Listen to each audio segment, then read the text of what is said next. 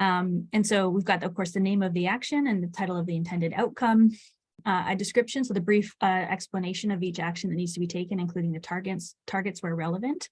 And then you'll see that column, as I mentioned before, to the CATF target outcome. So earlier in the process, the CATF came up with some targets itself, target outcomes. And so we've included or aligned those in there. And then timing, the needed start and completion dates for the actions. We have rated it by GHG impact, everything from enabler up to high. So the cumulative greenhouse gas emissions reductions effect of the action compared to the business as planned scenario. So the business as planned scenario, of course, is found in the climate action plan itself. So the actions are rated on the following scale with respect to GHG impact. Co-benefits is that these are the community benefits that are expected to occur as a result of implementing the climate action plan that go above and beyond the primary goal of reducing greenhouse gas emissions. So there's three benefits that stood out most important to community members during the public engagement was equity, employment, and cost effectiveness, and we've got them described in that table. And each action can be evaluated in part on the relative level of co-benefits that it might create. Noting that the implementing the climate action plan will create co-benefits, of course, beyond these as well, such as improved air quality, respiratory health, and reduced noise pollution. Dan, or I don't know if you can write this, Dan might be able to call in, Chris, that might be a way that they can participate. In terms of the cost or the cost scale, so that's in there as well. It's based on the upfront capital expenditure required to implement each action above and beyond the business as planned scenario based on this scale. Then 8 and 9 are some metrics and implementation mechanisms. So metrics are measuring essentially the method for measurement unit for the action taken, and all metrics should be analyzed on an annual basis is what we recommend for those that are being actively implemented. So certainly with the climate action plan, it's not about implementing every action all at once. It would be about taking a look at, based on a variety of factors, what you would start with and then sort of move on to. And then implementation mechanisms, and we have a table that outlines exactly what those are. It's a description of either programs, initiatives, policies, and infrastructure required to implement each action, and we've got them sort of defined and listed there. So the first area is active transportation, and the action that we have in here is to shift transportation from vehicles to transit, active transportation, and carpooling. So in terms of the description of what this means is that we're looking in the future at 57% of folks driving alone, 43 non-driving alone actions by 2040, so made up of 30% carpool, up from 9%, 6% walk, bike, or other means, up from 4.2%, and 7% take transit, so up from 2.8%. In terms of in urban zones, 44% drive alone, 56% do not drive alone, made up of, again, and we've got the breakdown there. So this aligned with the target outcomes from the CATF around public transportation, replacing a portion of fossil fuel vehicle trips. The energy, reduced to transport people. The energy, required to transport people, of course, is reduced, was the intended outcome. And active transportation replaces a portion of fossil fuel vehicle trips. This is an action you want to start as soon as possible and hopefully have the successful shift to those percentages that are outlined there by 2040.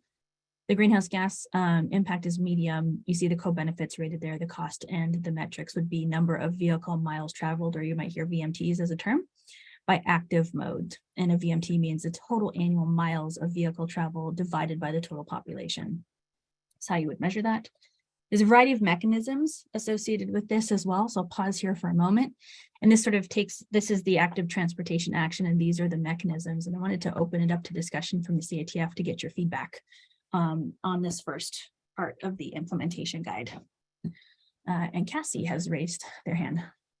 Yeah, one of the questions I had written down about this was the first one listed. I was kind of confused why it's in active transportation as opposed to transit. We can move it. So I just didn't know if they're if I was just not understanding how things were categorized. I think sometimes too, when we're sort of putting this together and deciding how to categorize things, some things just don't get shifted. And so that's a good catch. So thank you very much for that. We'll move that to transit. Other comments, thoughts, questions? Please feel free to raise your hand or jump in the chat and let us know.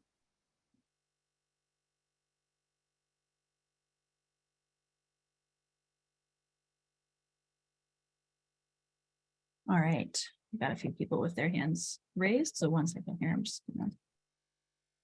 All right. We're gonna go to William and then Ed. Yeah, so where would what I would call soft actions be listed? So for example, if the county gave a preference or required all vendors at a certain date and time to use either mass transit or electric vehicles, where would such a policy find itself in the document? Under active transport, under the next category? Related to electric vehicles or there's a transit section, and then there's electric vehicles or low emission vehicles section. So it might be one of those two, depending on the policy. Okay, thanks. No problem. Thanks for the question.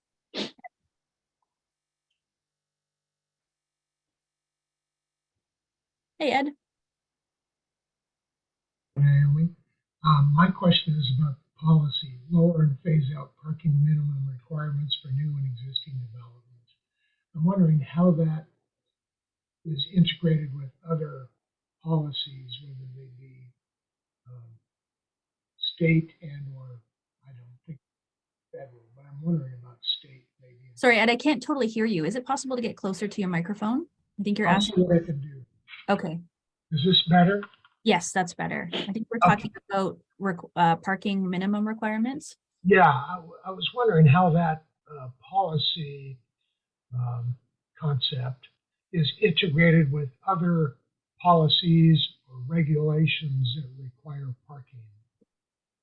Can you speak to that? I can speak to it in a theoretical sense. I'm not sure if anyone from the county would want to sort of address this as well. Because I know parking is always a big issue around new buildings, especially. Usually the complaint is there's not enough. Mm-hmm. Yeah, I'm certainly facing that discussion in the town that I live in as well with respect to housing, building housing, and sort of taking a look at parking minimums. I think if I speak in just general terms, not on behalf of the county, it's something that needs to be sort of addressed in new building development and sort of set by, those are decisions also too that need to involve direction, I believe, from the board itself. So it's something that can be considered, sort of certainly discussed. Is that sort of getting at what you're talking about, like how or where does it get integrated? You'd want to Yes. link, Yeah, I was just wondering about the integration with other, jurisdictions that might have authority over parking. And I don't. Yeah. Yeah, and it might be something that becomes a bit of a project if it was a desired, sort of outcome by a particular body. You'd want to also begin to looking at nearby jurisdictions and seeing how they, essentially have approached it, and taking a look at the regulations essentially that guide the types of parking minimums, that are there. But it would fall under generally like a category of new building construction. Too would be the kind of action area if you were thinking about it from the category perspective that we have here. Ellen, sorry, you unmuted yourself. Ellen, did you want to jump in, and then Laura? Yeah, I was just going to add, and Ed and others of you may know, there is some there are some rules now at the state level, climate friendly and equitable communities rules that do have some parking requirements that in fact reduce the amount of parking that we can require. Some of those have already gone into effect, went into effect on December 31st, this last December 31st. Some of them have not yet gone into effect. We have an extension to implement them until 2024, I believe. But the board also has some concerns about it and is asking for it to be reviewed. So there is some effort at the state level that's looking at all of this that, of course, we will need to respond to. Thanks very much for that, Ellen. Thanks for waiting, Laura. Laura. Oh, no worries. Hey, I have a question. So on the language, I'm getting tripped up on, it says lower and phase out. And I know with what Ellen just explained, I get it. There are some state rules with new construction and I think it's 1 parking space per unit or per 1.5 units or some, it's insane. Mm-hmm. But are you, I'm confused. It says lower and phase out parking minimum requirements. So Mhm. I think that's where the language needs to be a little bit clearer. Is the goal here to lower parking minimum requirements further, or to lower them, or to eliminate and phase out parking requirements, period? So I think there's a little bit of confusion in language just for me and what you mean. Mhm. Okay. From what it says there, so it would be a policy to both lower, so that would be like phase one, parking minimum requirements for new and existing developments, and then phase out would be eventually the goal. So those would be one of the policy mechanisms to help achieve the transportation, the active transportation targets that you see. Oops. Here. So everything on that list is related to this action and making this action successful. Yeah. Did that help clarify? Okay, great. Thank you. Okay, wonderful. Next is clean heating. So we've got a variety of actions here: increase new and existing residential space, clean heating and cooling, increase new and existing residential clean water heating, increase new and existing non-residential space, clean heating and cooling, and increase new and existing non-residential clean water heating. That's the main list of them there. As well. So you can see that was where it relates to CATF target outcomes as well have been included in there, the timing and the rest of the categories, sort of as mentioned. Any discussion or feedback on this right now before I move on to the mechanisms? Ed and then Nina. Thanks, Naomi. Can you go back to the previous slide, please? And can you hear me okay? I can hear you better now. Thank you for that. Yeah, you're welcome. Whoops, not that far. I meant the first clean, yeah, that one. Okay. Okay, in the upper left-hand corner where it says 80% of new homes are electric by 2025, assume 50-50 ground source, air to ground source heat pumps. I really question the feasibility of even thinking about that. That's a really aggressive ratio to accomplish within 2 years, knowing that in 2022, all the heat pumps in Clackamas County favored air over ground by 10-1. So I'm thinking that ratio is not a good ratio. It's Okay. just not feasible. That's my comment. All right. Thank you. Thanks, Ed. All right, Nina. I have many concerns, questions about this. First of all, costs are so important on this. We have an affordability issue right now. That's not taking into consideration that the fact that it's more expensive to build all electric can send the county staff many documents from builders and HVAC people showing that to be true. Additionally, the county would have no authority to demand this. 2025 is literally tomorrow when it comes to building, so that's not practical. When you are saying that 80% of homes are electric, that would actually raise the greenhouse gas emissions for the county, not lower them, because by 2025, you will still be having a very intense mix of energy generation that is based on natural gas inefficiently being used. So this is not looking at a source or site. This is looking at site-based emissions and not source. And the thing that's important about that, if you do it this way, you're going to increase your emissions, but they're going to be outsourced, meaning outside of Clackamas County. So someone else is going to bear those challenges.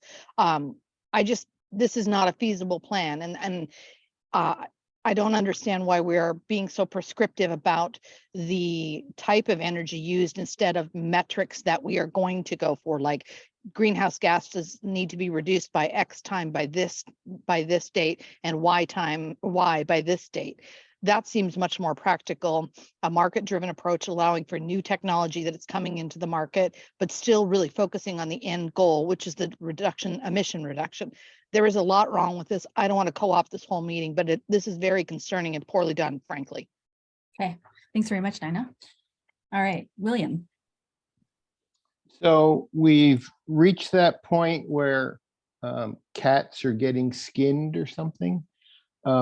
And if I understand the process, if we start changing the assumptions under the description, then we're going to have to remodel. Is that correct?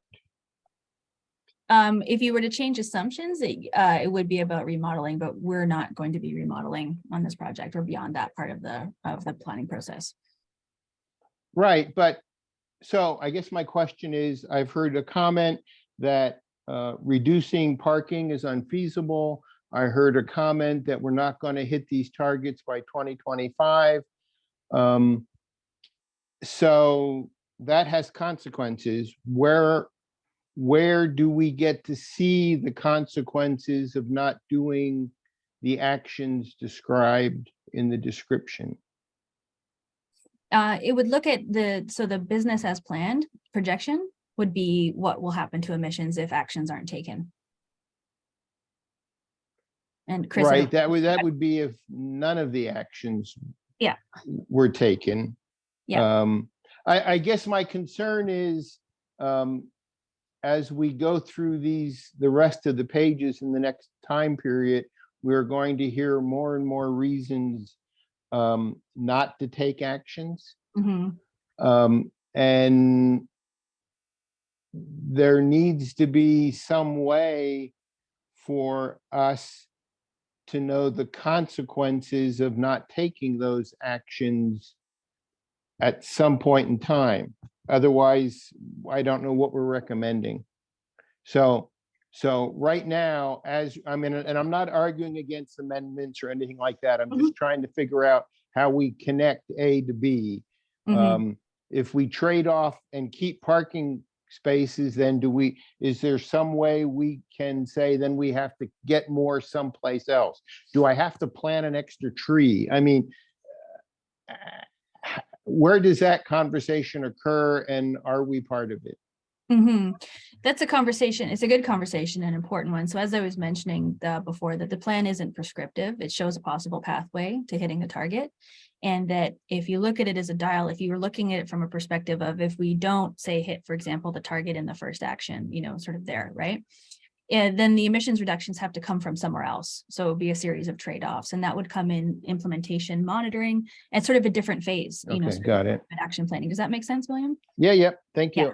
Okay, yeah, no, thank you. It's a good question. Laura, then Cassie. Yeah, so I kind of go back, I'm gonna say with Nina's comments, I would have to agree. There's some notes I made on my reports, on these reports, just concerns.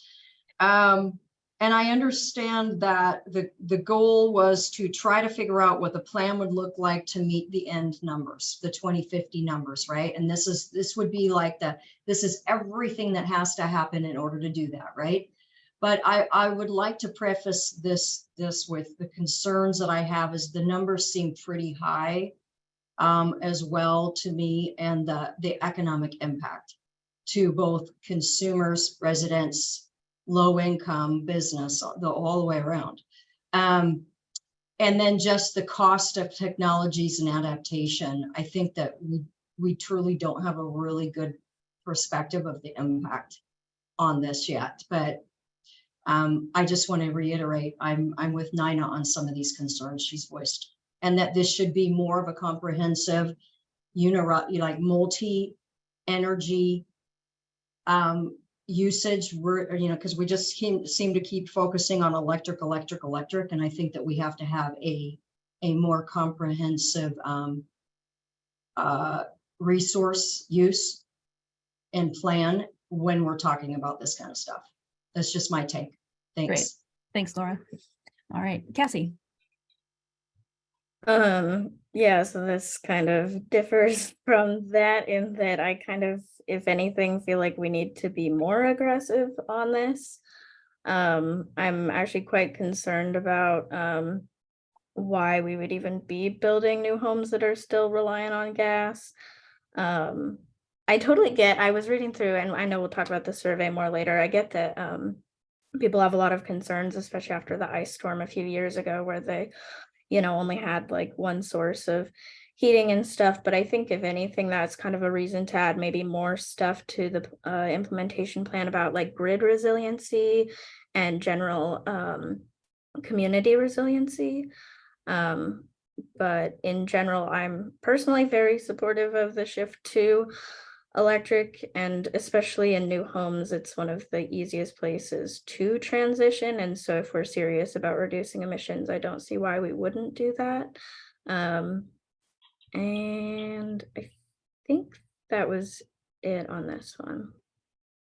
Okay, great. Thanks very much, Cassie. Zach? Yeah, just to build on that, I think Cassie makes a good point, and I don't know if there's room to incorporate any language that is looking at clean heating as a distributed energy resource that could be configurable to interface with the grid. That's generally best practices in most markets outside of this one. But I think that's the leading edge of where we want to go. It's like how can people's homes, commercial buildings as well, especially when they're enabled and fully electric, interact and either offset load or add frequency regulation or other kind of responses. So how do we make these decisions smart, I guess, is the simplified way. Okay, great. Wonderful, thank you. Thanks for your comment in the chat as well. And we're recording all the comments in the chat as well too. So if you have more, please feel free to put them in there as well. Move on to the implementation mechanisms for clean heating. So you can take a look at those there. Any sort of thoughts or discussion on these? I think, is there two? No, there's just one for that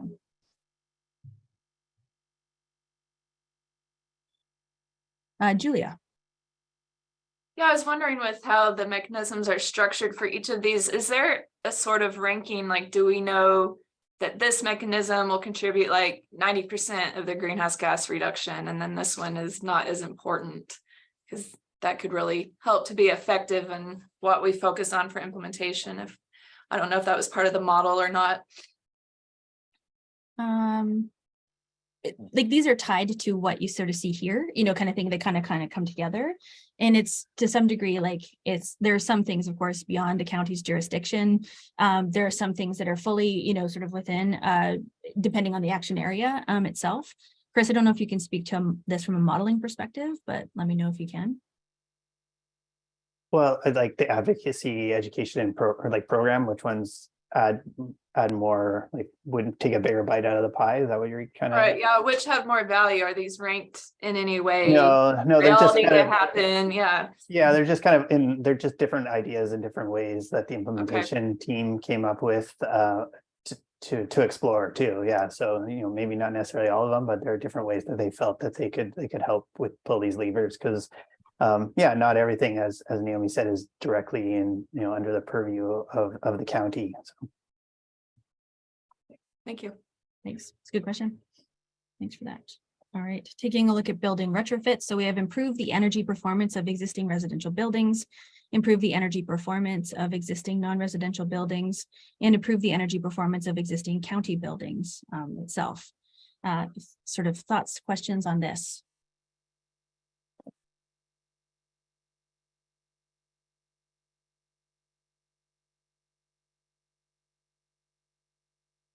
Laura.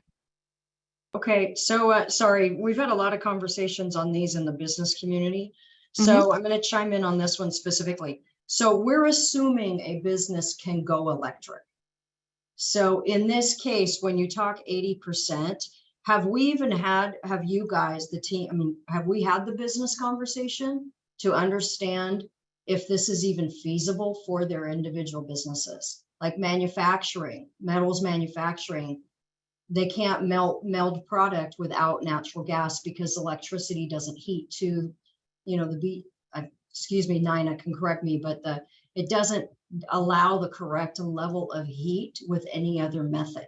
So I'm just saying, this is where I'm going to say, I think our numbers are really skewed. I don't think that we've had a very good conversation with trying to understand what is really possible here in this measure. Thanks.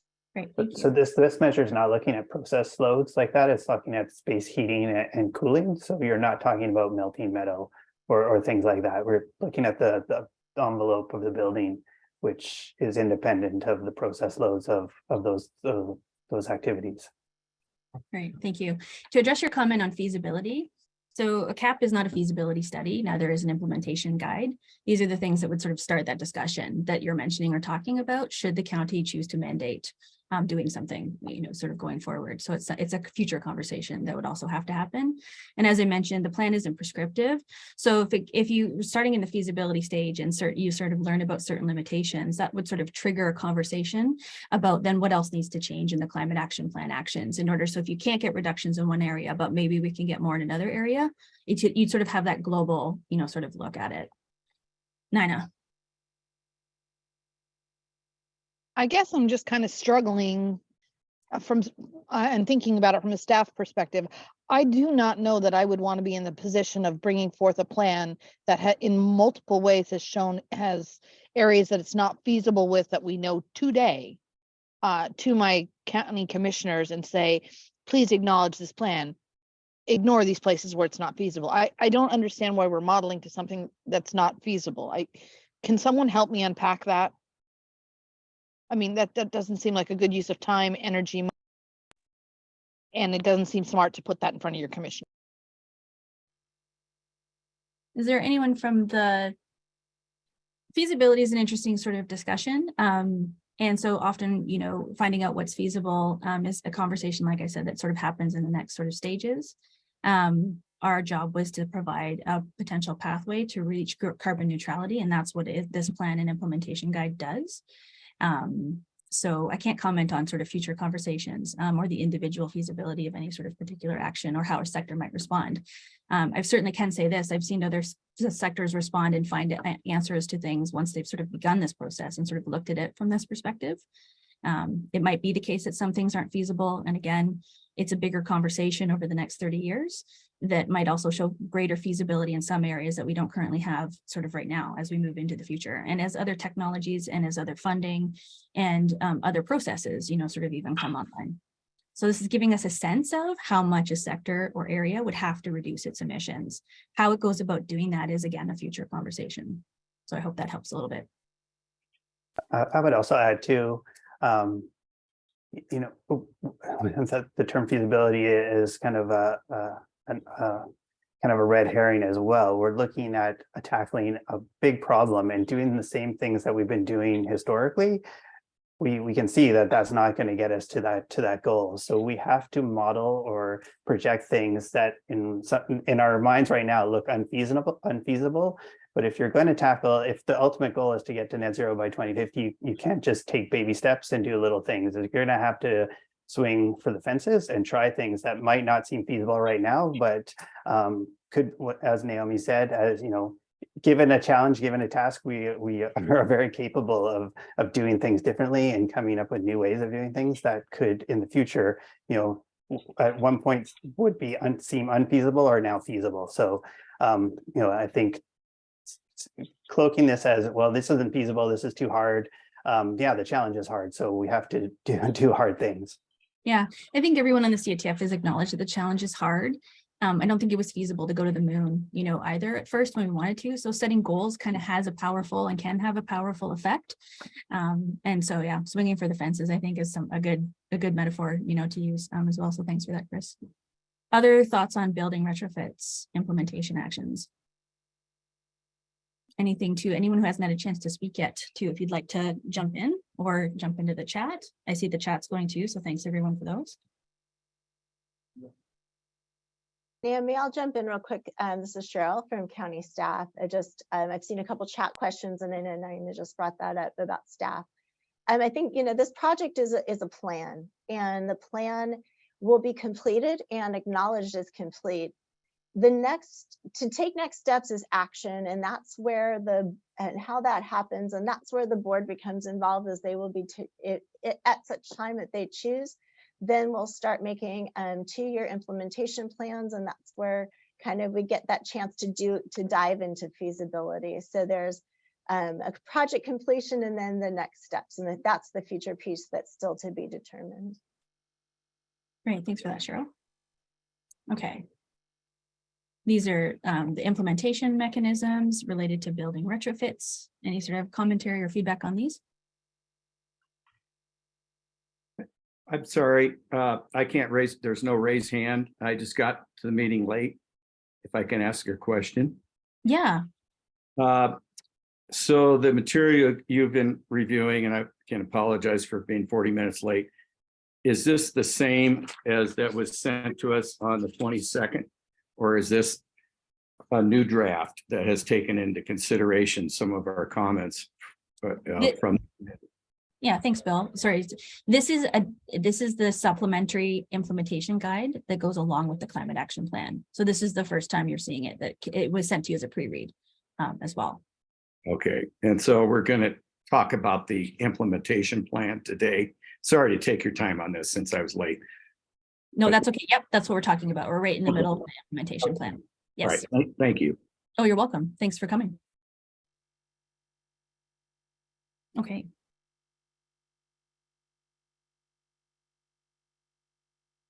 All right.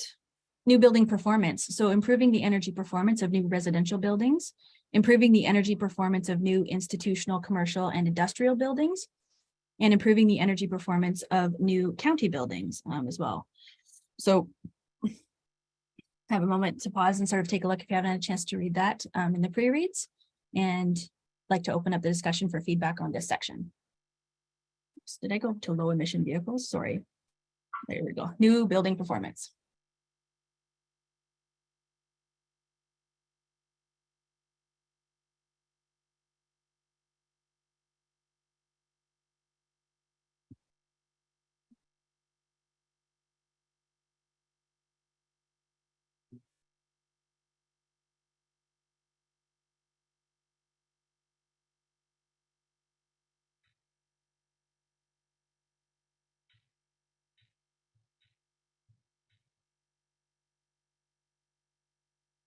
Great. And I see the comments coming in too. Thank you for those.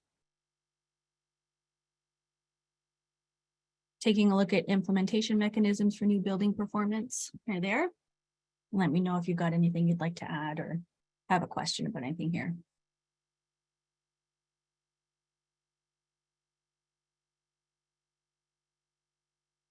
Nina.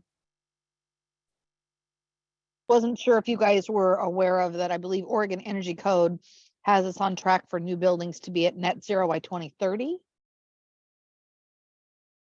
Great. Well, that's awesome. Thank you.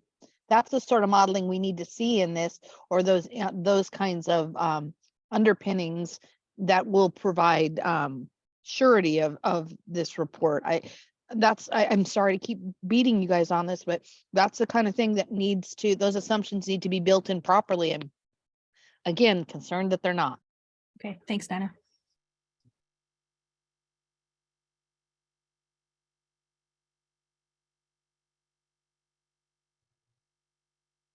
Low emissions vehicles. So electrifying the county fleet, supporting low emission personal vehicles, supporting low emission commercial use vehicles, electrifying the last mile delivered, and encouraging work from home. Okay, that's it for that, yeah.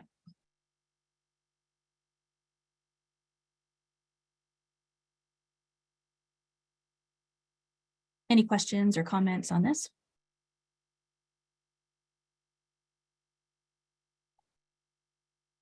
Again, I don't have a raise hand button. I'm not sure. I guess when I did that, the computer just figured that out. Just a side comment. I'm probably further away than most of the members in Colorado. And I've just seen 4 buses drive by with compressed natural gas. And the slogan is clean transportation for the future. So I know that's not been considered in this plan, but the reason they do this is they cannot electrify long distances for their transportation. And I think Clackamas County has a similar problem. You can't, county spread out a lot of rural areas. It would be very difficult to charge some of the buses. I mean, maybe you could from Canby to Oregon City and so forth, but anyway, it's something to consider. I had not seen that anywhere else, and I certainly can send you information, but it's and Nina probably would understand this, but compressed natural gas, they decided to make that move here a few years back, and that's going into the future. Good, thank you. Great, thanks, Bill. On the bottom of your Zoom bar, or I don't know if you joined online, like on the web, but if you're in the Zoom app, there should be under reactions. If you click on that, raise hand is in there, but if not, it's okay to keep doing what you've been doing. That's fine. So thank you. Zach, thanks for waiting. Is this the entirety of the EV section, or is there going to be any specific call outs for EV infrastructure? Is this the entirety? So you cut out a little bit there for EV infrastructure? The EV section, yeah. These are all the actions related to low emissions vehicles. And then there's infrastructure, I think, discussion sort of in advocating here. We've got some infrastructure at the bottom there of the implementation mechanisms for this section. I might advocate for kind of, they are related, EVs and EV charging, but like pulling that apart a little bit to, have some specificity about what the county will do in support of EV charging, specifically, obviously to support future adoption, but those plans will be especially useful for accessing future federal funding. Great.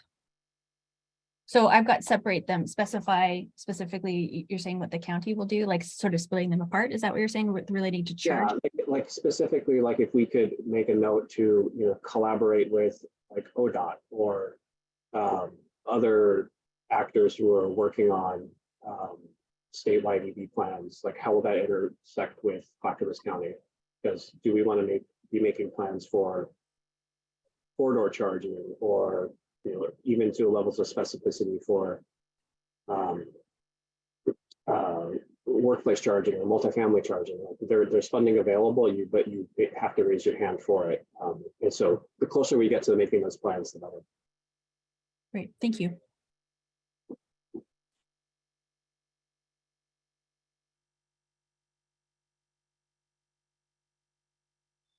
Other comments, other questions?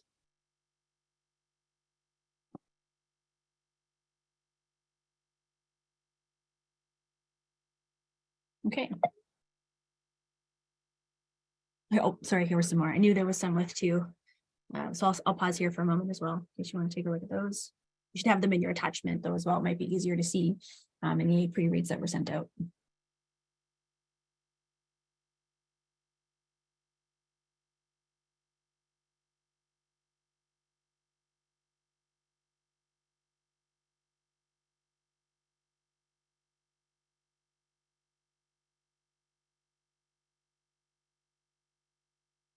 Okay, we'll move on to the next section. So transit, supporting low emission transit beginning in 2025. All electric transit uses renewable electricity.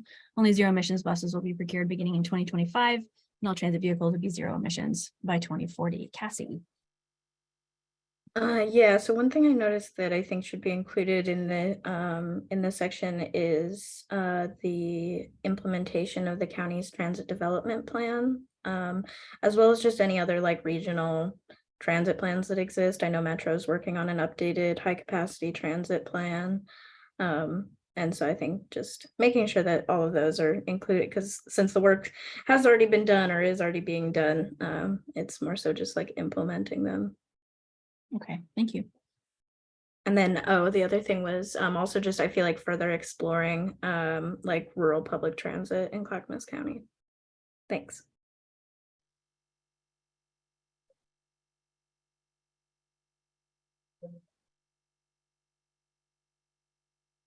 Great, thank you.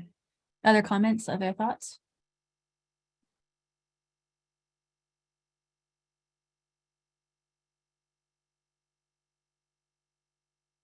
I guess I put it in the chat, but I was curious to see what kind of engagement has been done with the city of Sandy, city of Wilsonville, and TriMet on this, because again, this is great, fantastic, but the county has no authority and they can't mandate any of these things. So again, if we're building a plan based on stuff that isn't in place or we don't control, how do we model it that way? I again don't understand.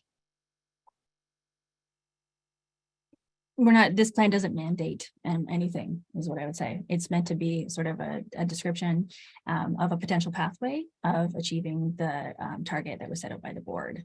And so I can't speak to the entire engagement process as well, but we've tried our best to engage as many different groups and jurisdictions, of course, as possible to present a potential pathway forward. Other thoughts and questions?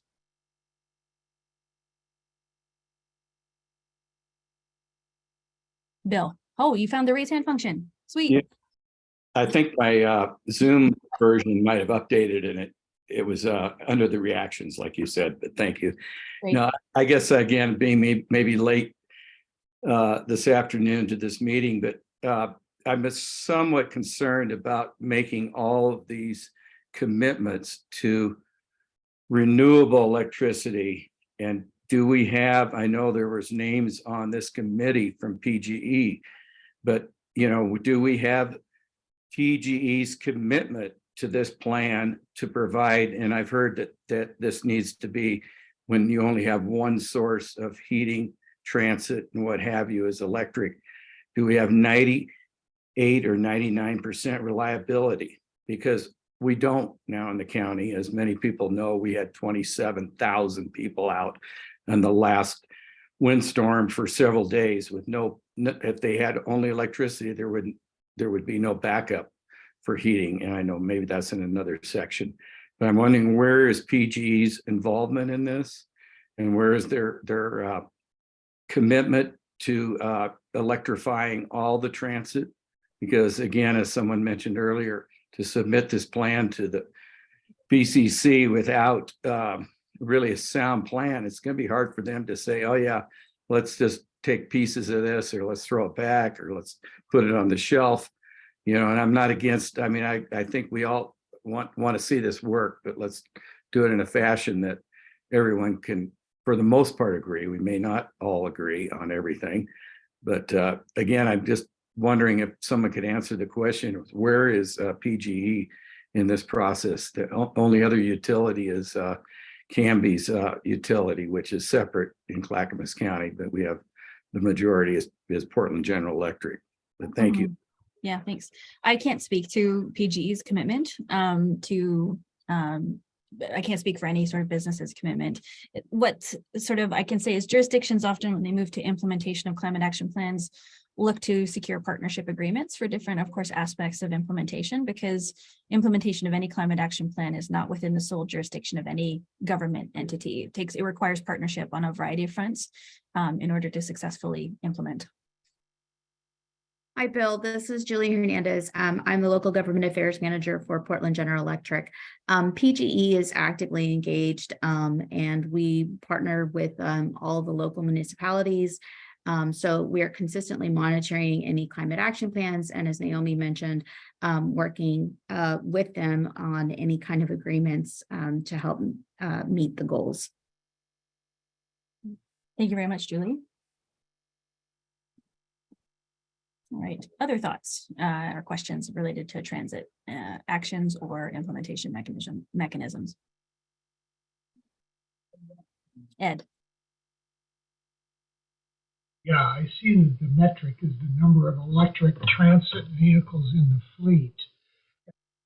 How that number relates back to the description of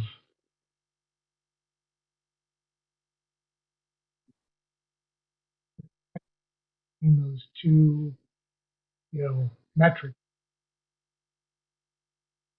Your voice cut out there, Ed. I didn't hear I don't think we heard the last part of your question. Okay, let me try again. I think I have a microphone or something, but I'm looking at the metrics where it says number of electric transit vehicles and how that metric correlates with the language in the description where it says electric transit uses electricity. I don't see how the number of transit vehicles correlates with renewable electricity. There just seems like a disconnect to me. I think it's because it's about the low emissions transit. So it's beginning in 2025, all electric transit uses renewable. Oh, sorry, I see what you're saying, uses renewable electricity. Chris, did you want to speak a bit more to that? Yeah, I think to the point that this won't work, and I think Nina brought it up earlier, like, we want the the grid to be going and clean as well. So we want to be running, if we're going to be electrifying, you want the electricity to be as clean as possible. And I know that, the state is already working on that as well, and implementing that. So it's just saying that, being explicit that the electricity needs to be clean electricity as well. We can't be getting electricity from like a coal-fired plant, because then you're not really gaining anything. Oh, sorry, Ed, your microphone isn't picking you up at all right now. I can see you talking. Oh, there you go. You're back. Oh, good. Just wondering if we even need to have language in there that says renewable electricity, because the transits, they don't have the ability to gate renewable electricity. The PGE most likely. I think I got what you're saying. I heard part of it, but I think it is in the energy generation section. So it might be it's sort of maybe in two categories, sort of crossing over. So let's see if it's in there. But if not, I've made a note too about that as well, about taking a look at adding language around that. Thank you. You're welcome. Energy generation. There you go. Adopt RNG. All natural gas is carbon neutral via RNG or offsets by 2035, and fossil free, no fossil fuel natural gas after 2050. Adopt new residential rooftop solar, so achieve 50% thermal savings and 10% plug load savings in 100% of all existing buildings by 2040. Adopting new county rooftop solar, 100% of new county facilities include solar photovoltaic or PV by 2035. 50% of existing county facilities include solar PV by 2050 and battery storage. Procure green electricity, so 30% of residential and business customers purchase carbon-free electricity by 2025. So you can see a variety of CATF target outcomes in here as well. Just making sure, sorry, go back there. And Nina. I find it really interesting again that you mentioned PG multiple times in their programs, and you don't ever mention any of our offset programs or additional RNG or RNG really as a program, or the fact that, or hydrogen or any of those sorts of things. We have programs as well, and PG is mentioned maybe 10, 12 times in this. We are not mentioned as a partner. Can someone explain that to me? That seems very, frankly, this looks like a partisan report that is a heat pump promotion plan. Okay. We could add your programs into the mechanisms as well. We've talked about them and it didn't make it the first cut. How can I make sure it's going to make the second cut? Well, I think we're meeting next week, so we can also take a look at it then. So we'll add that in and get your feedback to make sure that that meets what you're looking for. Great. Thanks, Nina. Bill? Something that I couldn't find in this whole process, you talk about kind of eliminating natural gas, but we also have propane as a huge source, particularly in the rural areas and the agricultural community. So does that mean when we go carbon neutral that all the propane, excuse me, will be gone? Because that's a pretty important use for the ag community. And again, some of those areas are way down the line that the reliability to turn to 100% renewable electric may not be there for quite some time. I mean, maybe by 2050 if we've got some new technologies, but to get them off of that, I guess is a greenhouse gas, but propane has not been mentioned anywhere. And it's a very important component of heating and even some transportation. Thank you. Great. Thanks, Bill. Chris, did you want to talk about propane? Yep. So propane is definitely included in the modeling, and we, in the results that we've shared with you, we are transitioning away from propane as well. Again, there's, as you mentioned, Bill, there are challenges around that, and it's up to us to figure out how to meet those challenges, because burning fossil fuels is not going to help us achieve our climate change goals. So. But it fits, all of these actions that we're looking at address propane as well. Great, thanks, Chris. Other questions or comments on energy generation?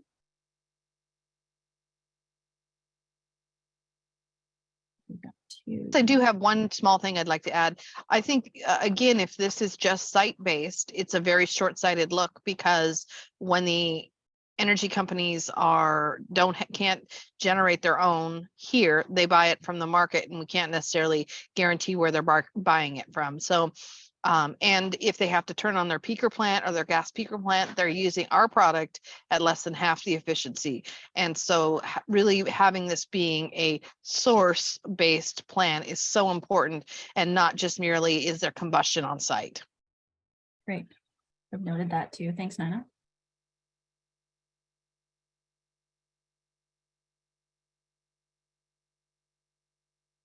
Other comments?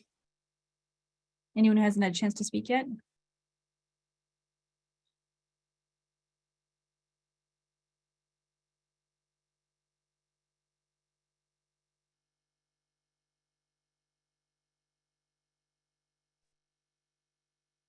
Okay, great. Waste and wastewater. So divert organic waste, reduce organic waste sent to landfills by 50% and recover wastewater methane. So maximize RNG generation and on-site use at all wastewater treatment plant facilities in Clackamas County where applicable, produce renewable natural gas and other fuels locally from wastewater treatment. Thoughts and commentary on this and questions? I guess my question is, where is that diverted waste going to go? Because if it's not captured, if it's not disposed of in a manner that you're capturing the methane, it's still going to release the methane.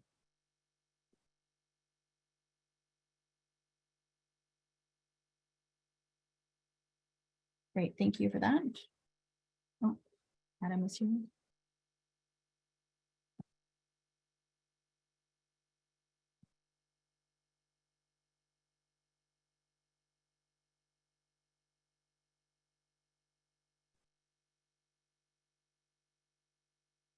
Taking a look here too at the implementation mechanisms and sort of speaking of what you're a little bit to what you're talking about too, Nina, it would be of course an increase in composting and increasing recycling and sort of also there's the framework in the climate action plan itself. There's a 5-step, sort of framework as well. And sort of you'd be looking at also how do we reduce, sort of waste overall in the system? How can that be encouraged? It's certainly not something that's solely within the jurisdiction of the county, but many jurisdictions take a look too at like reuse programs or creating almost restores or free stores, too, so that folks don't actually have to take things to the landfill, but might be able to be reused by other folks. So those tend to be some of the traditional ways that waste is diverted from going into the landfill itself.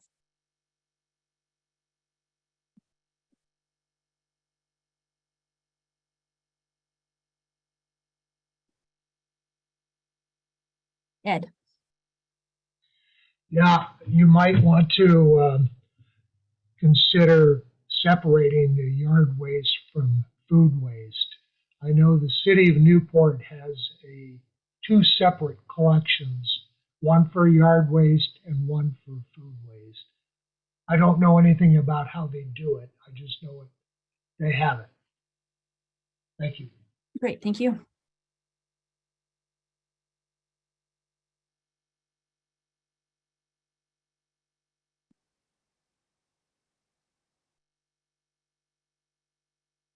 Okay. Natural sequestration.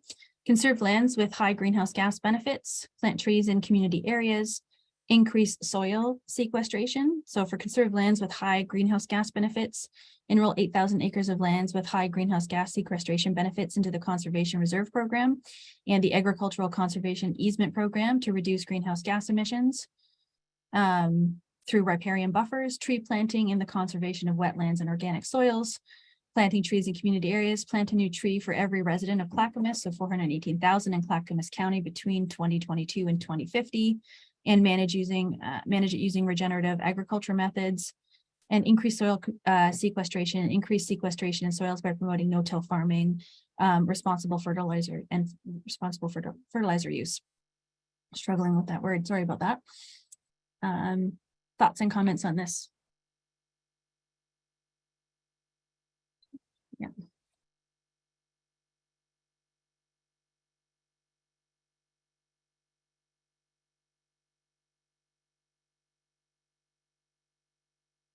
Dave. So I've kind of been holding my comments on this whole thing just to kind of get the general sense as things went through here, but just briefly, when you look at this, it seems to me that this implementation plan should probably maybe be more rightly called a set of recommendations, because just a lot of these things, particularly those with short timeframes, where you're recommending things to be implemented in 2025 or whatnot, decisions and implementation has to begin now or even a year ago. I mean, that's being a structural engineer working on buildings that are coming into existence usually may take 3 years from design to, actually to occupancy. So what's concerning me here is that, like I said, particularly in goals that have very short-term timelines, that some sort of realistic scheduling, bottlenecks should be defined, engineering analysis to find out, okay, this is what may be required to meet some, arbitrary goal, but is that really feasible? And if not, what do we need to do to attain something more realistic? Does the curve have to be more nonlinear than linear? So that's the basic thing on the general comments, but more specifically on this whole natural sequestration section. Back in September, I'm not going to go through this because we don't have time, but I sent out on that Excel spreadsheet that you sent out comments on virtually all of these things. And these things appear to be identical to what was listed back in September. And I haven't seen anything that's been modified at all in 6 or 7 months. And so my concern is, I think someone else mentioned how are we really wasting our time here? I mean, otherwise, it's hard for me to get motivated to keep responding to the same comments when there seems to be a lot of inertia as far as nothing is changing. And if there's a good argument, okay, but I haven't heard a thing one way or the other. So I think what we should need to do here is that where you see compelling arguments for something, come back to the person that's providing that argument and provide some reasonable factual data. Yes, we'll make those changes, or no, we can't because. And so that would be my suggestion, particularly with the natural climate solutions. And then also, you should also consider the work that's going on right now in the Oregon legislature regarding, for example, Senate Bill 530, which has an immediate impact for things like this. And there's others that are probably in the wings that may have a good probability of passing and may actually help Clackamas County achieve some of these goals. So that's all I got to say at this point. Thanks. Okay. Thanks very much, Dave. These are the implementation mechanisms related to the actions for natural sequestration. Any questions or comments on this? Feedback?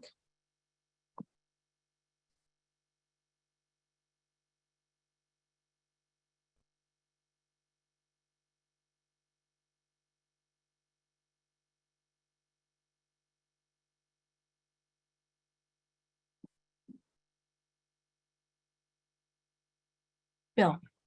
Well, before we jump into this natural sequestration, I just want to circle around to David's comments.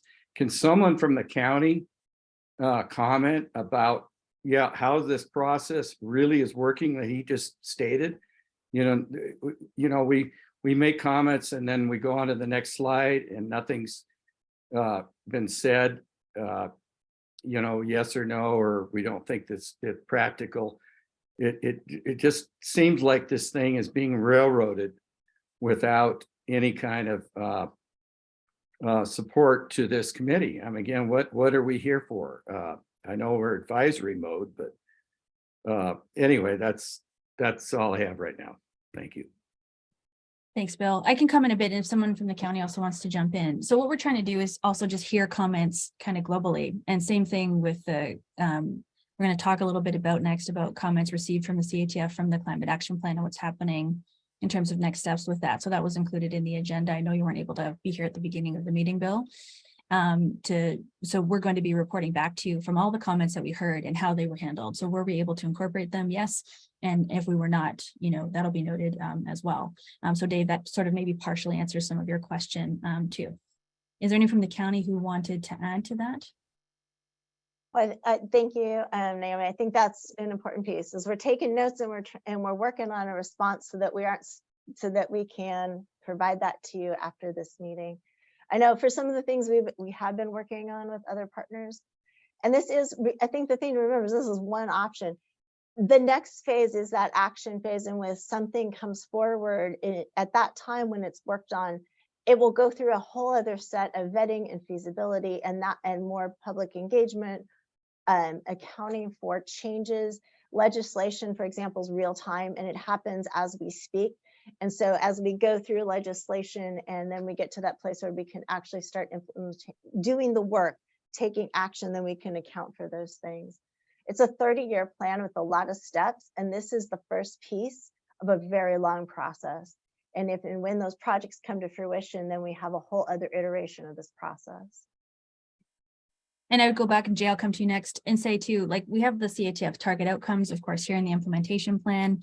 And as I mentioned at the beginning, CATF feedback, along with other public engagement feedback, has been incorporated in the iterative process all along throughout this entire process as well. So hopefully that provides a bit more information, but it's from our perspective, we have to do a lot of listening and then take a review of the commentary that comes in and weigh that against also to the parameters of the project and what we can include and sort of make those decisions. So that's why it's not a kind of take some feedback in and say yes or no, you know what I mean, sort of right now. And sometimes we get feedback that also different opinions, it's not unified, you know what I mean, as well. So that takes a call that we need to make, you know, as well. So we like to hear from everyone first so we can so that we can understand that as deeply as possible and make those decisions and then report back.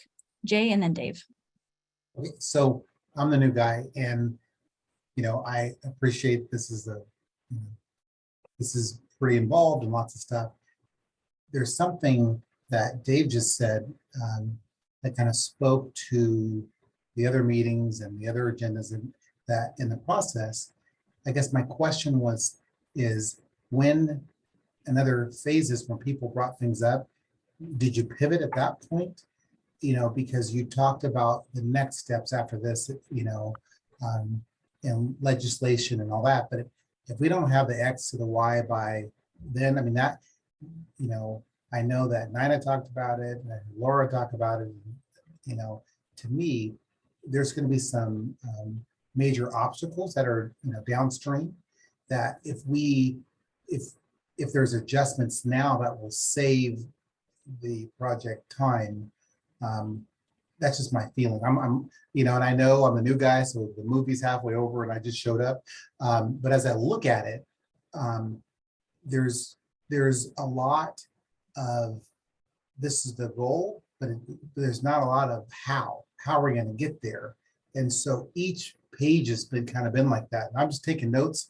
But I know you guys have worked really hard, and so I'm not trying to discourage anyone. I just want to know, in the past, when people have brought up points and objections or concerns, or like Nina talked about, her organization's not on the slides. Like at that point, do you guys stop and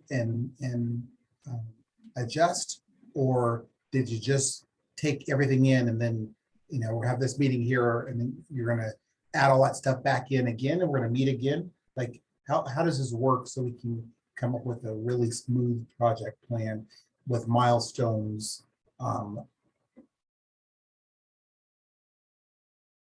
Great, thanks, Jay. And sorry, I missed that you're not a member of the CATF, but thanks for the question and the comment.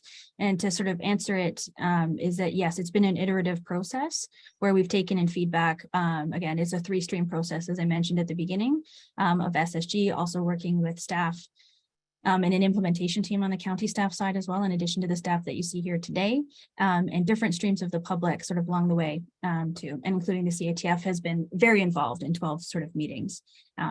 There's information and feedback that we of course can take in, and there's some that of course that we can't as well, but that is part of any sort of climate action planning process. So thanks very much for the comment. Dave. I just wanted to mention again, just to make sure I'm being clear, is that I set out these recommendations on these points, particularly with the natural climate solutions back in September. And the verbiage here is exactly the same. I mean, at least in the ones I checked.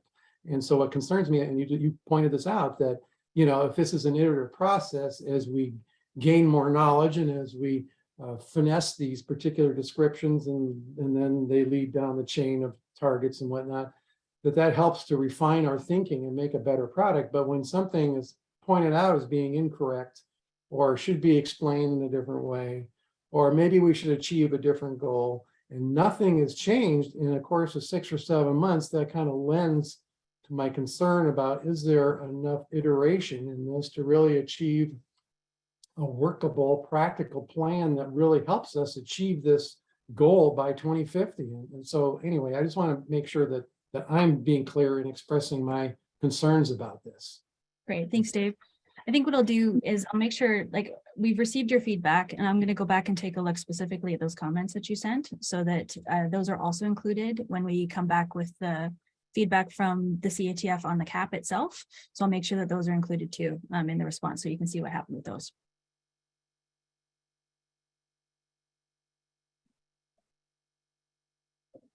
Other comments from CATF members?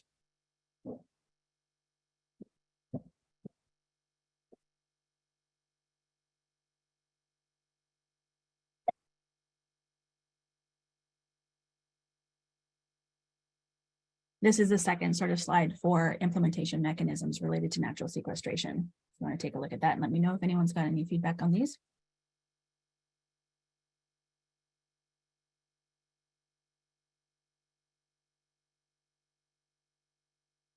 Bill.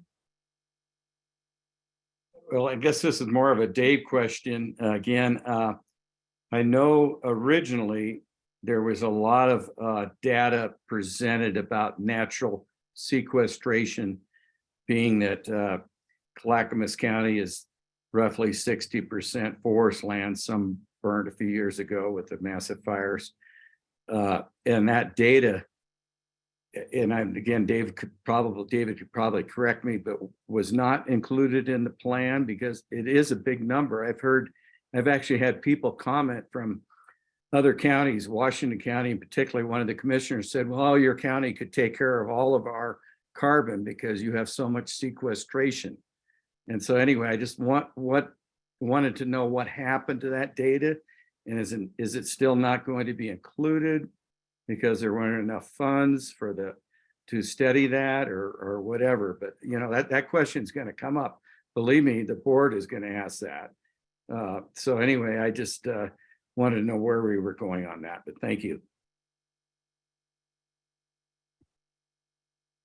You know, if you don't mind, just begging my intrusion, but since Bill put my name in there, I don't have the statistics off the top of my head, but you know, I think the main thing that we need to probably keep in mind, if you recall, when Lisa Kilders and I presented that PowerPoint over a year ago now on natural carbon storage and sequestration, that efforts are going to need to occur to not only reduce emissions, which is obvious, but then also employ natural sequestration methods to help get us down, because at the trend, obviously everybody knows this, I'm preaching to the choir, that we're going at, just even if you eliminated emissions today, it's not going to solve the problem. So we need to implement natural sequestration and probably technological sequestration at some point once it becomes viable. But in the interim, yeah, I think it's highly important that we include those statistics so that people can get their arms around the scope of what Clackamas County has compared to other counties in Oregon in particular. And so that they can appreciate that there are a lot of benefits to this employing natural climate solutions, and that we need to tag on to the various state and other perhaps county programs that are out there to not only educate, as you pointed out in this laundry list here, but also to implement in some way, because it's one thing to educate somebody, it's another thing to get them to do something. And so you have to make sure that that's clear and have a feasibility plan in order to implement that. So that, hopefully that answers your question a little bit, Bill. Oh, it does. Thank you. Great, thank you for that, Dave. Okay, so taking a look at the public feedback results that happened. So the public feedback period or public comment period was from February 7th to March 7th on the climate action plan, the draft climate action plan itself. So those were sent out in the pre-reads. We can take a closer look at any section, of course, that you'd like. This is an important question, though. Taking a look at the question, do you agree or disagree with the following statement? It is important for the county to take climate action, and you see the results there with 50%, just over 50%, of course, agreeing, and just under like 48%, so under 50% there disagreeing, sort of with it. So we've got the totals for you there. And sort of wondered if we could have a bit of a roundtable discussion too from the CATF, sort of taking a look at these results and letting us know what you think about this. Love to know your thoughts and reflections on this and what you think it means for sort of going forward with climate action in Clackamas County. Dave.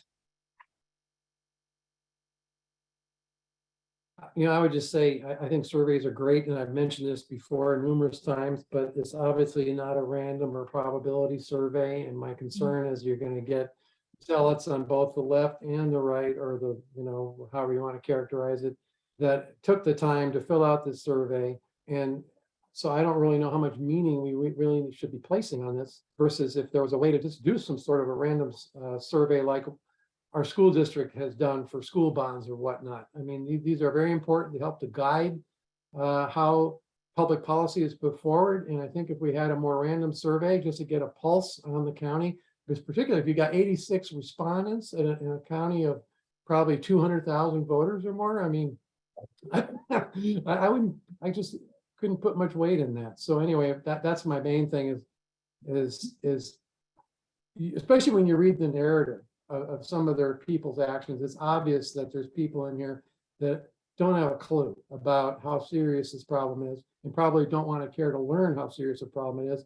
And so I don't think we obviously their opinion matters, but I think we need to look at it in a more total sense. What does the county itself think about this? Where do we need to provide and focus education to whom and to what and about what? Those are my suggestions. Great, thanks. So Dave, is it fair to say, checking in with you, like taking a look at this, what I'm hearing from you is that your recommendation would be to do a public opinion poll on this. So public opinion polling being statistically significant randomized sample survey of residents of Clackamas County. Is that fair to say? Unless there's a better way of doing it, I think that's what I've done before and have been involved with, and it is often yielded, when done in the proper manner, good results. It helps you to tailor, and I think the county commissioners would sure feel a whole lot better to know that, hey, we spent some time here, thought up some good questions that weren't misleading, that helped us understand what county residents feel about this challenge and how they expect to go about it and how they want our leaders to lead. Do they want, and I don't see that, or I'd be concerned with if I was an intelligent commissioner looking at this, I'd just blow this off. Great, thanks, Dave. Go to Can let me jump in for just a second if I could. This is Ellen Rogland, and I was very involved with the survey. We knew we were not going to get a lot of responses because the major focus of this survey was we were literally seeing whoever wanted to read through that draft report and comment on it. And then we added this question at the end just to see how people would respond. You're absolutely right, Dave, that what we really need is a scientific survey. We've done those in the county before. We'll be doing them again. We didn't frankly have the time or the financial resources to do that right now. So we understand the numbers very low. And if you've had a chance to look at the survey results, you can see, as you might expect with something like this, where it took a lot of effort for people to respond to the survey, that you mainly got people who felt strongly one way or the other. Because who the heck else is going to take the time to read through that document? So this is not unexpected, but it was just kind of interesting that of the people who did feel strongly one way or the other, that kind of came out 50-50. Dave, you're exactly right, though, and I'm sure there will be more scientific surveying in our future on this as we get the resources and we're able to do it. Yeah, thanks for adding that clarification, Ellen. And I guess I introduced it poorly. I did not mean to suggest that we considered this like a scientific survey result. My question to the CATF is, knowing that people who read this and filled it out, and of course the response number is low, this is what we got, so it's not representative of the county, but it is representative of the people who took the survey. But what does it mean to you? What would you recommend next? And what do you think? So Kimberly's not surprised, you know what I mean, sort of by the results. And we've got a recommendation that we would go through, a recommendation to do a survey like that, of course, to investigate it further. And so we've got a few other people in the queue to speak. So Cassie and then Bill. Thanks. Yeah, I think too, like looking at some of the other like demographics questions, like not to be like ageist or anything, but I'm like a lot of the people who filled it out were like on the older end of the age spectrum, and I'm kind of like my generation will live to see the impacts of this. Also, what was the other thing? Uh,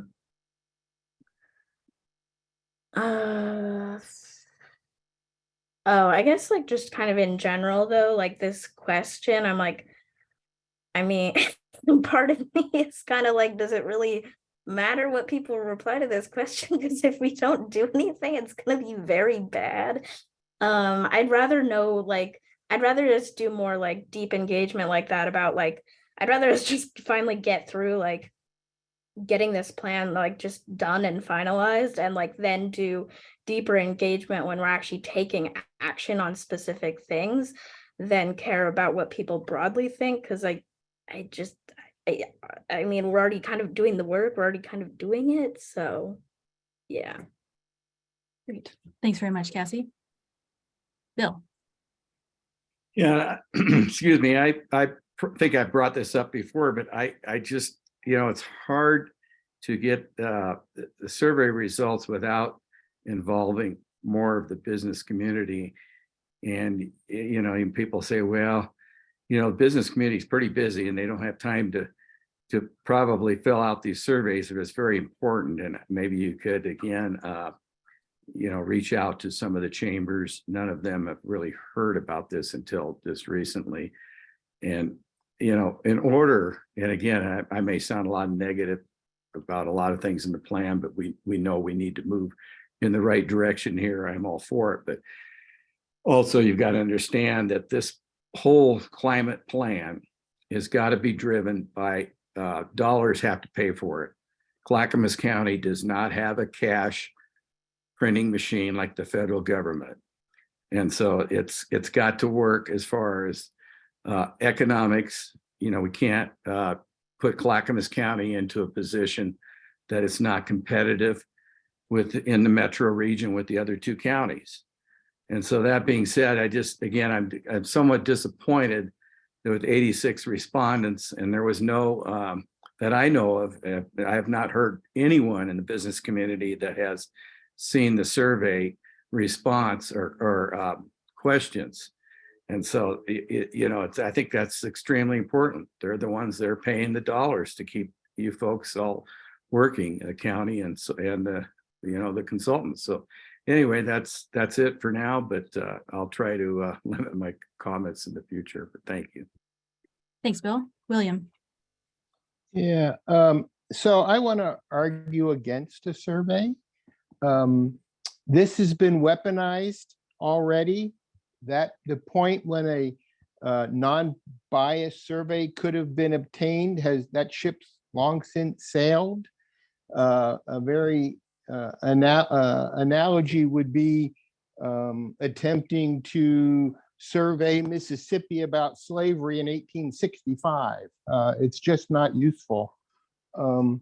And as far as all of the limitations and the pushback we're getting, I view this as a roadmap, and I view this as Cassie just said a second ago, it's part of the process.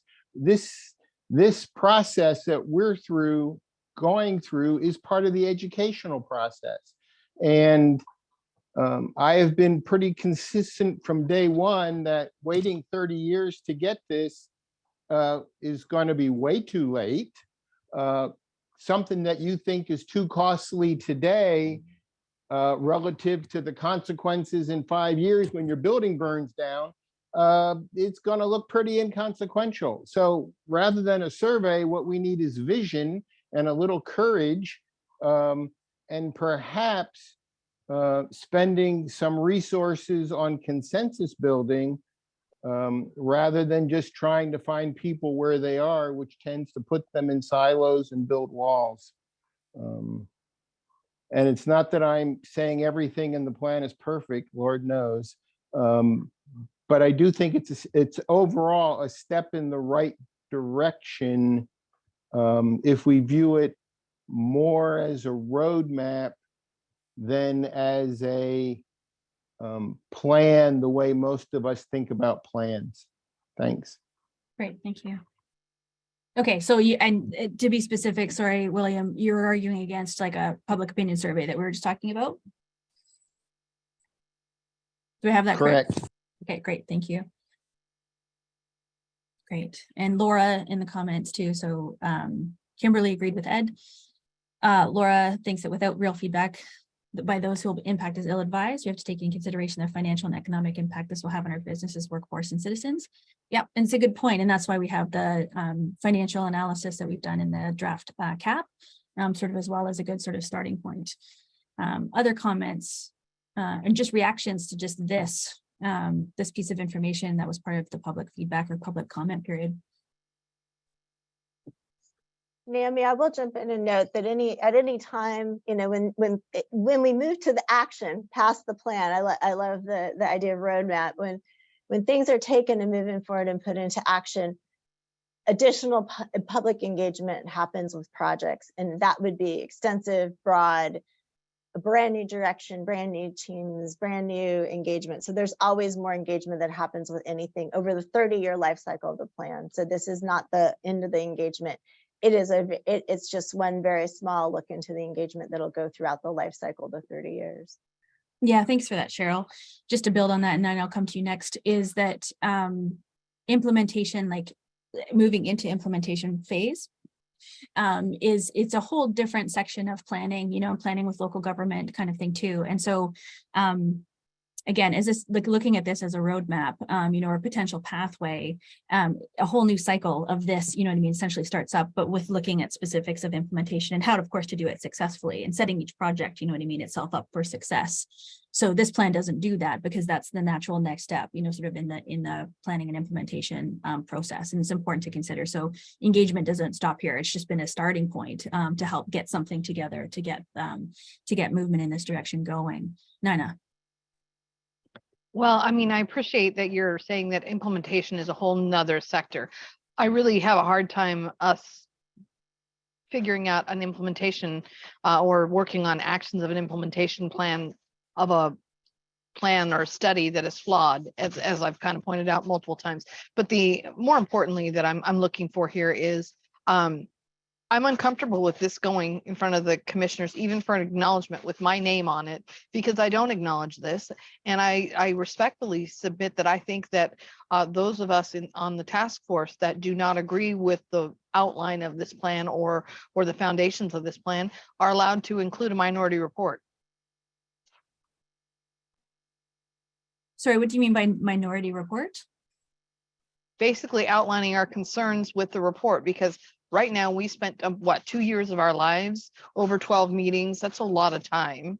And I've had many meetings and discussions with your team and with other staff, and I don't want my name attached to something I can't stand behind, and I cannot stand behind this report in this format right now. And so thus I would like to attach a minority report highlighting concerns about this plan. I'm sure that there are others that probably have their own viewpoint that they would like to attach, but I don't think that this is a fair representation of a consensus of our work. Okay. Thanks for that, Nina. Other comments?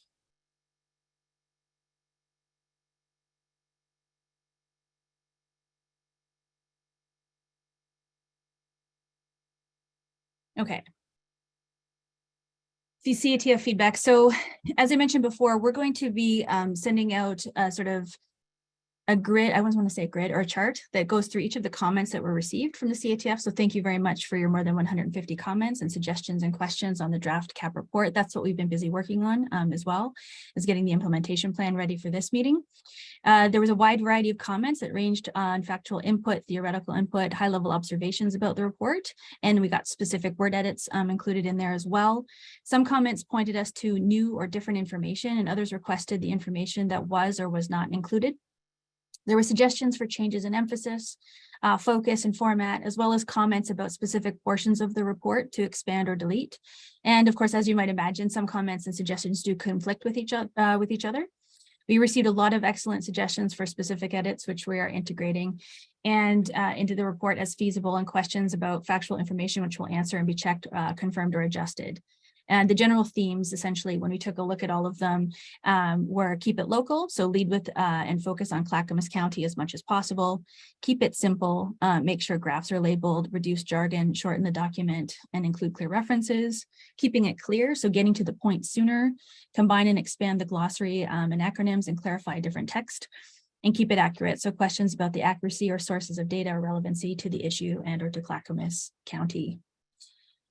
So that's sort of the point that we're at with assessing sort of feedback on the draft climate action plan itself. And we've got the comments from today for the implementation plan that we'll be able to include as well to report back to the CATF on too.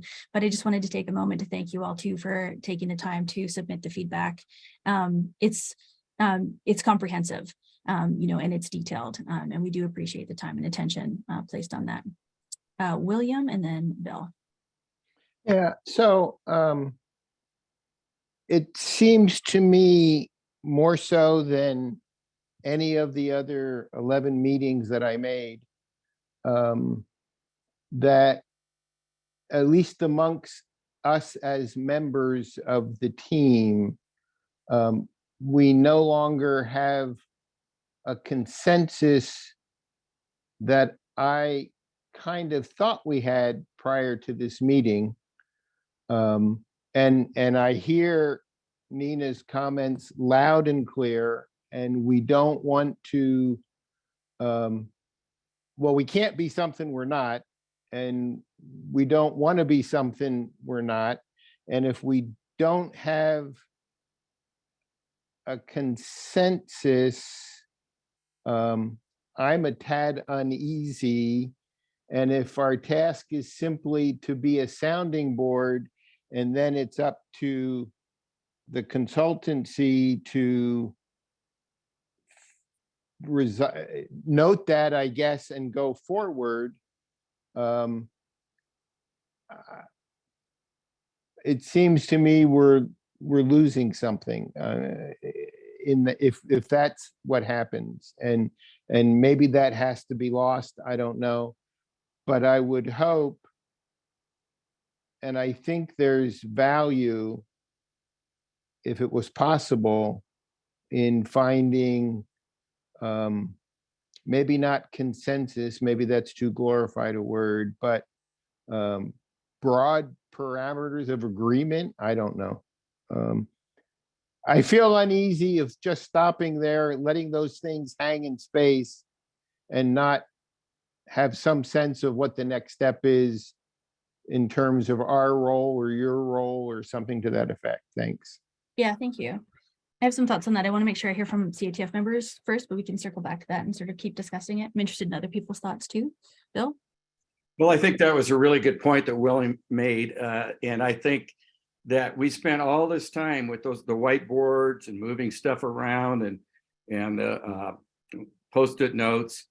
And then now when people made their comments, we haven't really addressed those. And I think they should be put up in a format and slow this thing down. I know maybe the consultants, you have a limited budget and limited time to get this to the BCC, but we need to, all of us that are very uncertain, and I'm kind of in the Nina camp now that, if this thing goes through in this present format, I can't have my name on it. People are going to come to me and you said, you did what?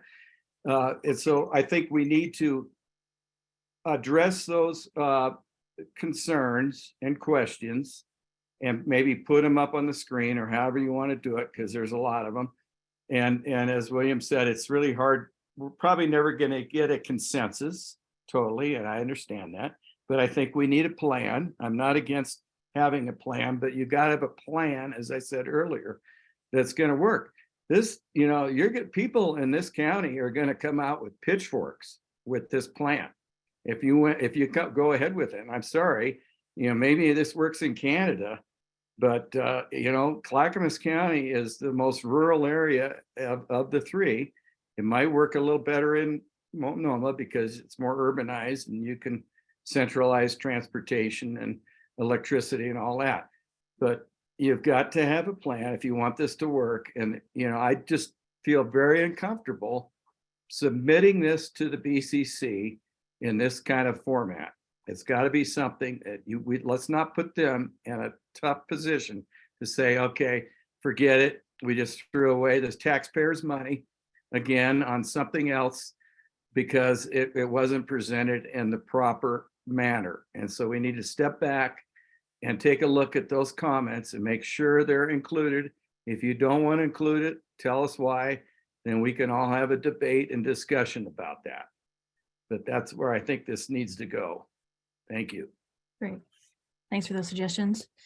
Are there any other CATF members that want to comment? Yeah, I do real quick, and I just typed my note in there. I'd honestly like, can it be as simple as listing out which members agree with the report and which don't? That, I mean, it's just in its present form. Let's keep it simple. Because then the commissioners, whoever's going to be reading this, might look at that and go, well, that's, it's because with the makeup of the committee, and granted, when I joined the committee, I was the CEO of the chamber and I was coming in with a business perspective. I still lean in with a business perspective because I'm economic development, right? But I just feel like there are some things that are left out, and I think that it's fair that those that don't feel they want to sign their name to this shouldn't be left off and disregarded either. So I really want to make sure that we are very cautious about this and that everybody's input is presented in a very transparent way so that they can, the commissioners, when they get this, understand that this is not a unanimous motion for consideration. Just my take on this. Thanks. Thanks, Laura. Adam, and then Valerie.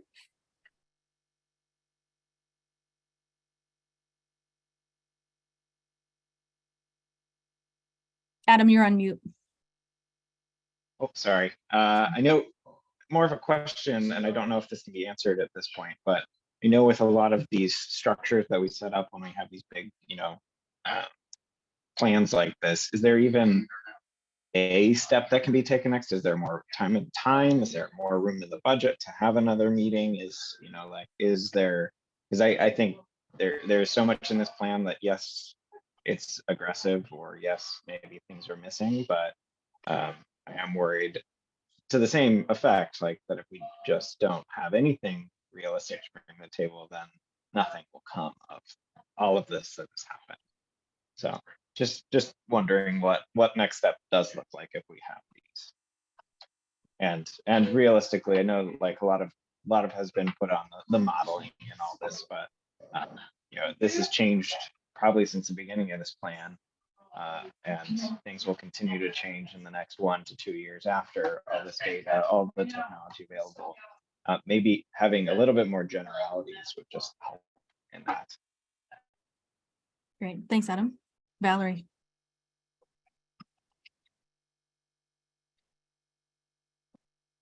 Are you there, Valerie?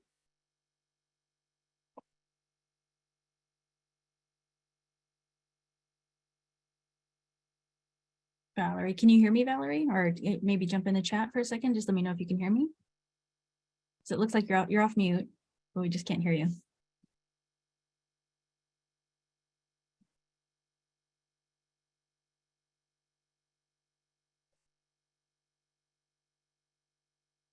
Okay.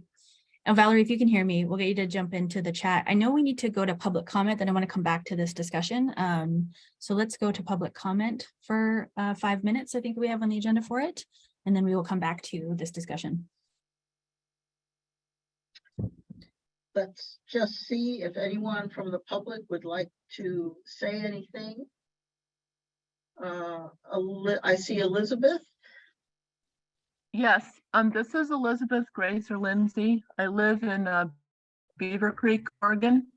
I'm grateful for Clackamas County to have this climate action plan that shows a possible pathway or roadmap for the county to reach the carbon emission reduction target. I appreciate the consultant showing how this has been achieved in many locations. I'm glad this plan will allow the county to access federal dollars that require for a county to have a plan. And I'm excited about how barn roofs across the county can bring cheap, clean, close-in energy and potentially bring farm income that would support Portland General Electric's recently submitted plan that they turned into the Public Utility Commission. Thanks. Thanks, Valerie. Thank you, Elizabeth. Or, sorry, Elizabeth, sorry, Valerie's up on my screen. Yeah, Valerie's a member. Yeah. I'm not sure if Valerie's audio is working properly though. Right. Is there any other member of the public who would like to comment? I don't see any other hands raised.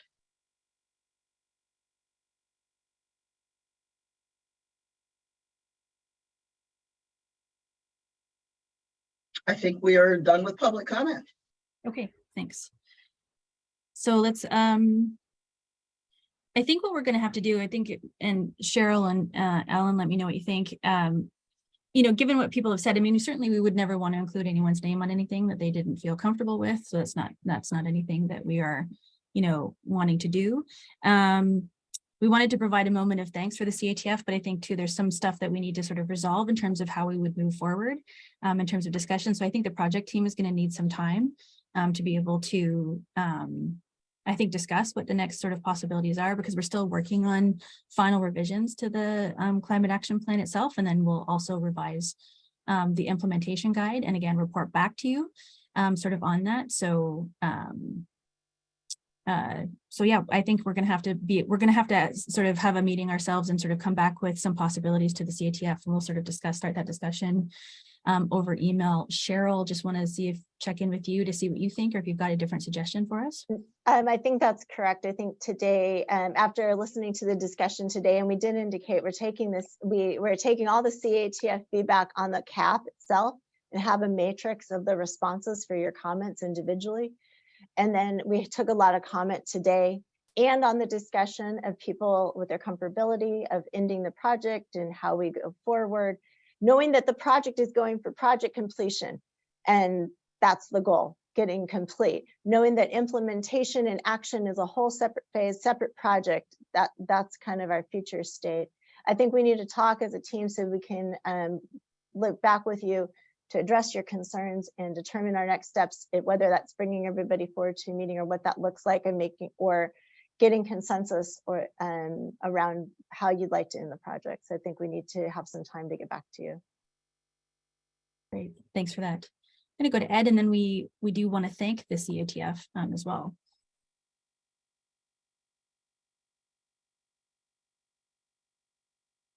At this time. There we go. Sorry, Ed, you were cutting out there. I think I can hear you now. Okay. Well, I want to thank everybody, including the staff of Clackamas County and the consultants in this team, work we've done over the last 2 years. I know, you know, we're not in a perfect place that some of us would like to be.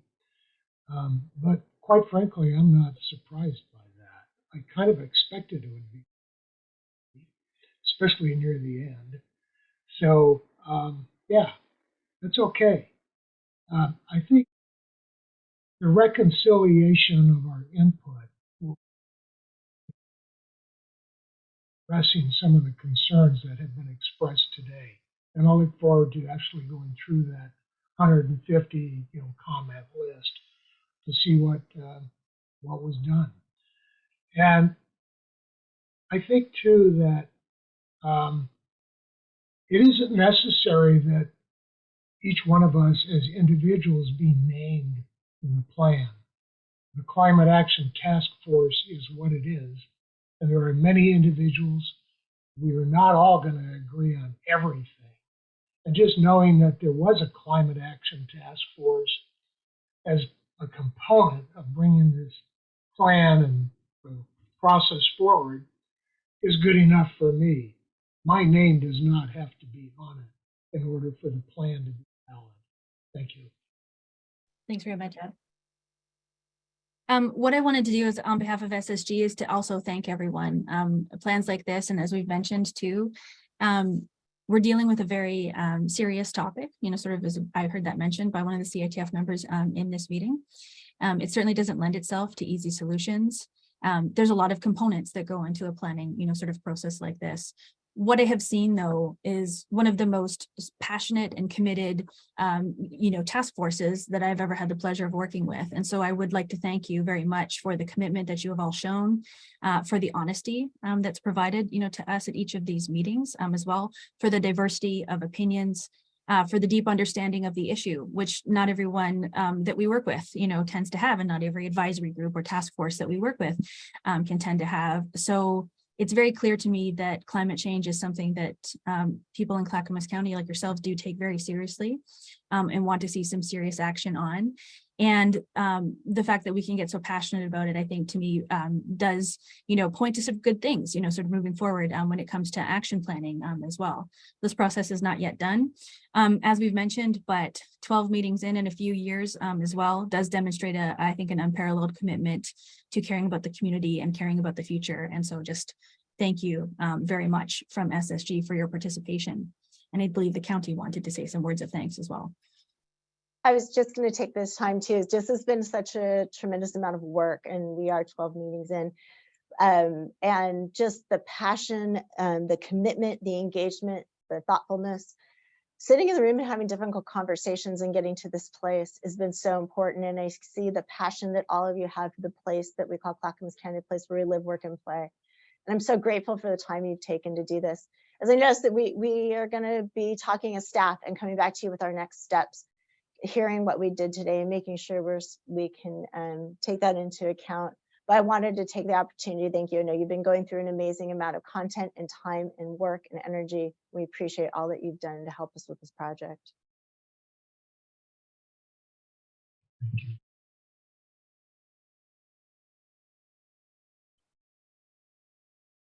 So in terms of next steps, of course, no one has to wait for official action from anyone to start moving forward on things. And indeed, many people in this process and even other folks in public engagement are definitely undertaking work related to climate action in the county very seriously. Revised versions of the CAP and implementation guide will go to the board in the future as fulfillment of the goal set out at the beginning of the process. So as Cheryl has mentioned, it's about project completion. In addition, from this meeting, of course, we will be sending you back the detailed sort of sheet that shows the comments that have been received and how they have been incorporated into the next next version of the plans as well. So we will be in touch again via email, and we are of course going to be taking a meeting, you know, to discuss what we do with respect to also names and what has sort of been discussed too in terms of how the CITF would like to be represented in the report. So with that, I say thank you so much. Thank you again, everyone. And I hope you have a great rest of the day and Easter weekend. Yeah, thank you so much. Really heartfelt from the county. We really have appreciated all your time, energy, passion, and hard work. Thank you. Take care, everyone.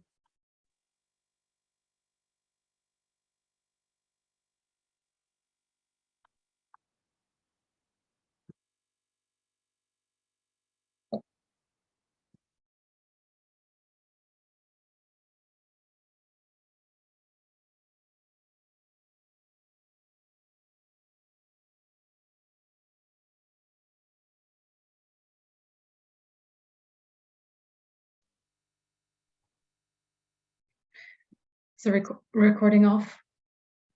No.